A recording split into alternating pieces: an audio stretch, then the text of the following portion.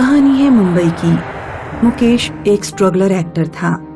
मुंबई में दोस्तों के साथ फ्लैट लेकर रहता था और ऑडिशंस देता था। मुकेश एक फिल्म के लिए ऑडिशन दे रहा था। ऑडिशन ले रहे थे मशहूर डायरेक्टर विजय मेहता। मुकेश ने कैमरे के सामने ऑडिशन दिया और ऑडिशन खत्म होते ही विजय मेहता से सवाल किया। सर, पूछना गलत होगा फिर भी पूछता हूँ, क्या ये रोल मुझे मिल जाएगा? मुकेश की बात सुनकर विजय मेहता बोले, दोस्त सच बताऊं, तुम एक्टर तो कमाल के हो पर इस रोल के लिए फिट नहीं हो। ये सुनकर मुकेश निराश हो गया। निराश मत हो, तुम्हारे लिए एक रोल है मेरे पास। एक नाटक कर रहा हूँ, कल सुबह 9 बजे ऋत्विक थिएटर में मिलो मुझे। ये सुनकर मुकेश खुश हो गया क्योंकि उसे विजय मेहता के साथ काम करने का मौका मिल रहा था।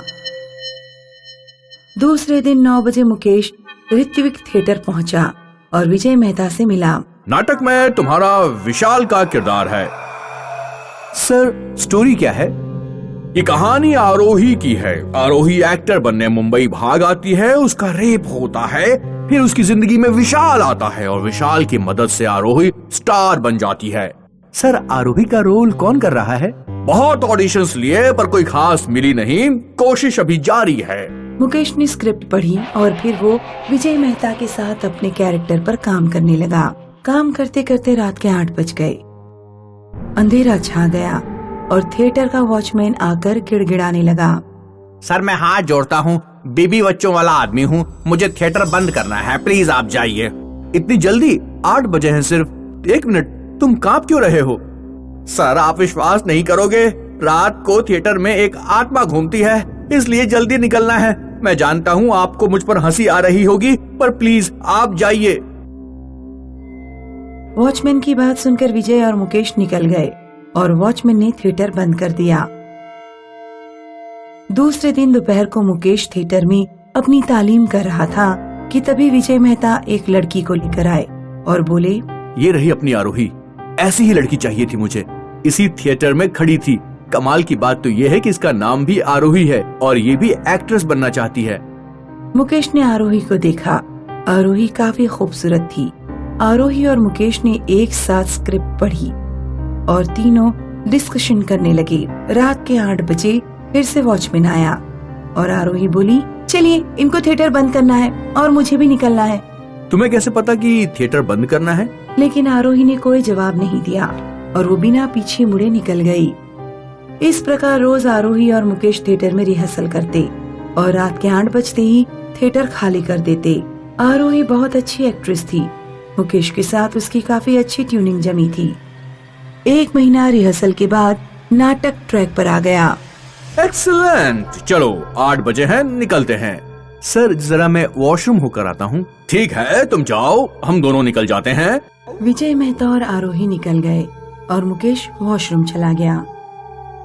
वॉशरूम से लौटते वक्त अचानक मुकेश का पैर फिसला और दीवार से टकराकर मुकेश बेहोश होकर गिर पड़ा।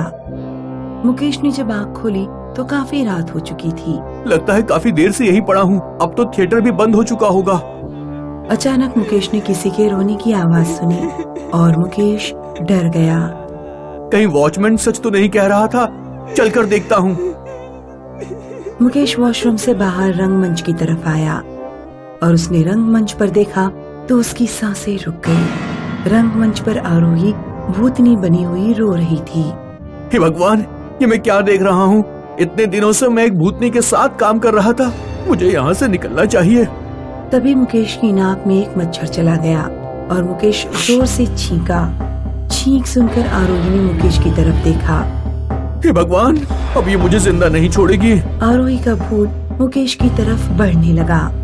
आरोही, आगे मत बढ़ना, मेरी कोई गलती नहीं। मैं तो वॉशरूम में बेहोश हो गया था और मुझे इस थिएटर में मार दिया था। ये क्या कह रही हो? किसने मारा था तुम्हें? मैं एक्ट्रेस बनने घर से भाग कर आई थी यहाँ। एक प्रोड्यूसर ने काम देने के बहाने मुझे यहाँ बुलाया और रेप करके मार दिया। तब से मैं यहाँ कैद हूँ।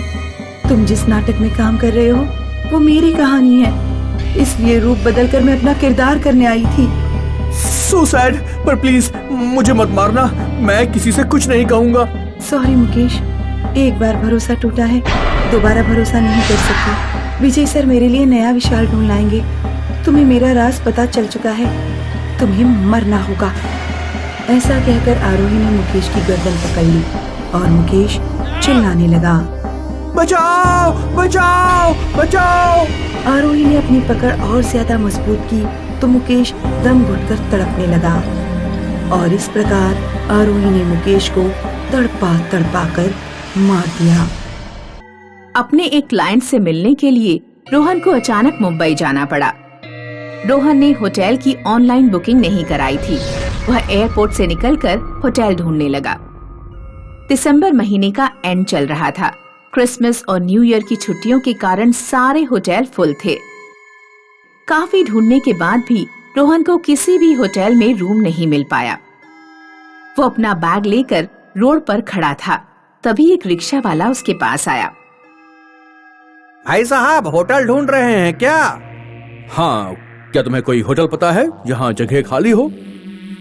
यहाँ से बस 2 किलोमीटर की दूरी पर एक होटल है जहाँ कम ही लोग ठहरते हैं। आप बैठिए, मैं आपको वहीं पहुँचा देता हूँ। रिक्शा वाला अंधेरे रास्तों से रोहन को एक होटल में ले आया। रोहन ने काउंटर पर बैठी रिसेप्शनिस्ट से पूछा, मैम, क्या मुझे एक रूम मिल सकता है? हाँ सर, मिल जाएगा। बस ये फॉर्म फिल कर दीजिए और पेमेंट कर दीजिए। रोहन जब फॉर्म फिल कर रहा था तो उसे काउंटर के नीचे रिसेप्शनिस्ट की चेयर के बराबर में किसी आदमी की टांगे दिखाई दी। रोहन पूछने ही वाला था कि काउंटर के नीचे कौन पड़ा हुआ है, लेकिन उसने अपना ध्यान वहां से हटाया और फॉर्म पर साइन करके पेमेंट कर दिया। चलिए सर, मैं आपको आपके रूम तक छोड़ आती हूँ। रोहन जब रिसेप्शनिस्ट के साथ चल रहा था तो उसने देखा कि रिसेप्शनिस्ट के पैर उल्टे हैं। रोहन का मन हुआ कि वो होटल से उसी समय भाग जाए। रोहन अपनी जगह पर खड़ा हो गया। रिसेप्शनिस्ट ने पीछे मुड़कर पूछा, क्या हुआ सर, क्या कोई प्रॉब्लम है? मैम, आपके पैर? वो बचपन से ही ऐसे हैं। क्या आपको कोई परेशानी है? रिसेप्शनिस्ट की आवाज में नाराजगी देखकर रोहन समझ गया कि उसे पैरों के लिए नहीं टोकना चाहिए था। रिसेप्शनिस्ट उसे रूम नंबर 61 में छोड़कर चली गई। रोहन थका हुआ था, इसलिए वह हाथ मुंह धोकर सो गया। कुछ देर बाद दरवाजे पर खटखट की आवाज से रोहन की आंख खुल गई। कोई बहुत तेजी से दरवाजा खटखटा रहा था। रोहन ने जाकर दरवाजा खोला। रिसेप्शनिस्ट एक बड़ी ट्रे लेकर खड़ी थी। सर, आपका खाना। लेकिन मैंने तो खाना मंगाया ही नहीं था। सर, ये होटल की तरफ से फ्री है। आप एक बार खाना खाकर जरूर देखिए। रिसेप्शनिस्ट खाना देकर चली गई। रोहन जाकर दोबारा सो गया। 1 घंटे बाद वो फिर उठा और उसने खाने की प्लेट हटाकर देखी। रोहन की आंखें फटी रह गईं। प्लेट में एक कटा हुआ सिर रखा था। रोहन घबरा गया। सुबह के 3:30 बज रहे थे। उसने अपने एक दोस्त को कॉल किया जो मुंबई में रहता था, लेकिन दोस्त ने फोन नहीं उठाया।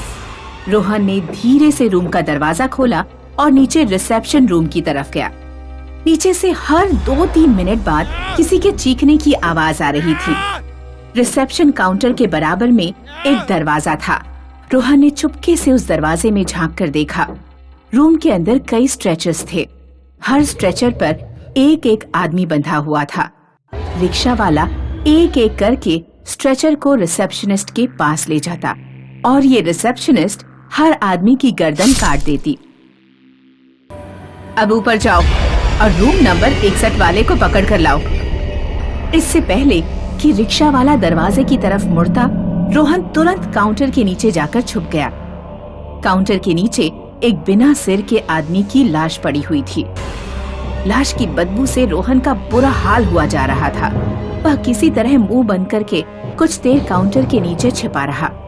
जब रिक्शा वाला ऊपर चला गया तो रोहन काउंटर से बाहर निकला और होटल छोड़कर भाग गया। कुछ दूर भागने के बाद जब रोहन ने पीछे मुड़कर देखा तो रिसेप्शनिस्ट और रिक्शा वाला, जिनके चेहरे अब भयानक थे, रोहन की तरफ दौड़े चले आ रहे थे। रोहन अपनी पूरी ताकत से दौड़ा। उसे रास्ता समझ नहीं आ रहा था। वो बस सीधा भागता गया। आखिरकार रोहन मेन रोड पर पहुंच गया, जहां कुछ गाड़ियां नजर आ रही थी और कई ऑटो वाले भी खड़े थे। शुक्र है कि मेरा मोबाइल मेरी जेब में है। बैग तो वहीं छूट गया। रोहन ने एक ऑटो वाले से बात की और उसे सारी बात बताई।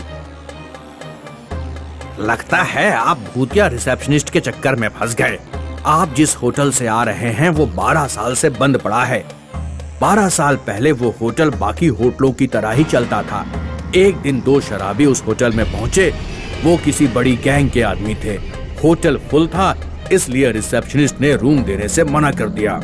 नशे में धुत दोनों रिसेप्शनिस्ट से छेड़छाड़ करने लगे। रिसेप्शनिस्ट ने जब विरोध किया तो उन्होंने रिसेप्शनिस्ट को गोली मार दी। रिक्शा वाला रिसेप्शनिस्ट को बचाने आया तो उन्होंने रिक्शे वाले को भी गोली मार दी। उनकी हत्या के बाद से होटल और होटल के आसपास दोनों की आत्माएं भटकती रहती हैं और होटल में रुकने वाले लोगों से बदला लेती है। इसलिए कभी भी कोई रिक्शा वाला होटल ले जाने के लिए पूछे तो सावधान हो जाना। रोहन ने कान पकड़ लिए कि अब वह कभी भी एडवांस में होटल बुक किए बिना कहीं नहीं जाएगा।